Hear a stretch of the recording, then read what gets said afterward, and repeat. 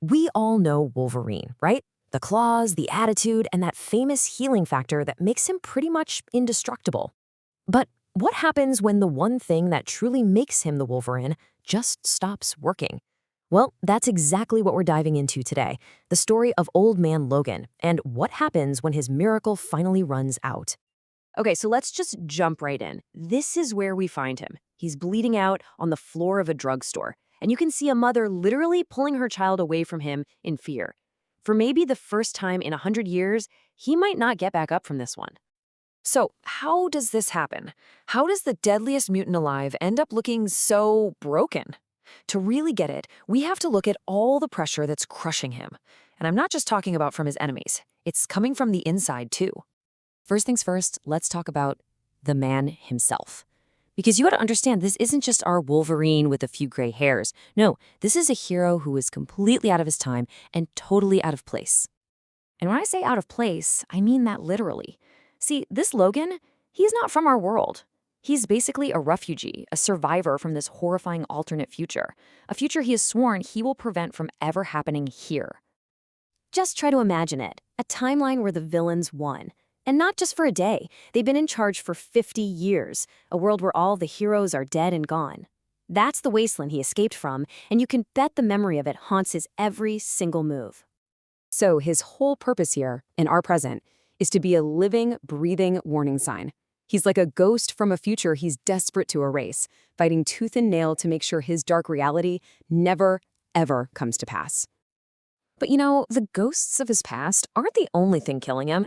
In a really cruel twist, his own body, the very thing that made him a legend in the first place, is now betraying him. He started relying on this dangerous temporary drug called Regenix. It's a quick fix, sure, it can patch him up in a pinch, but it comes at a huge cost. The drug itself is basically toxic, and it's doing almost as much harm as good. So think about that for a second. His greatest power has now become his biggest liability. Every cut, every bullet, every punch, it all carries a weight it never did before. The guy who could walk through fire is now painfully fragile.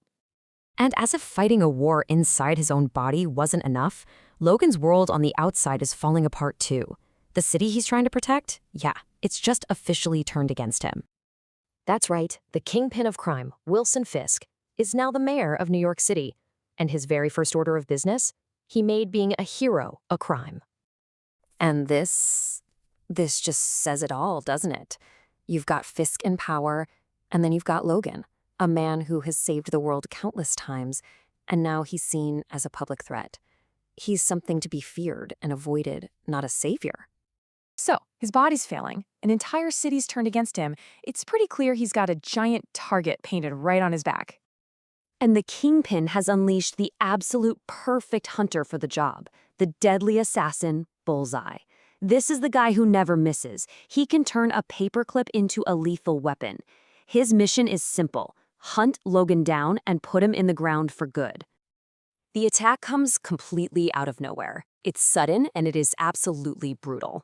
In just a shower of glass, Bullseye crashes right through a car windshield, catching a weakened Logan totally by surprise. It's just pure instant violence.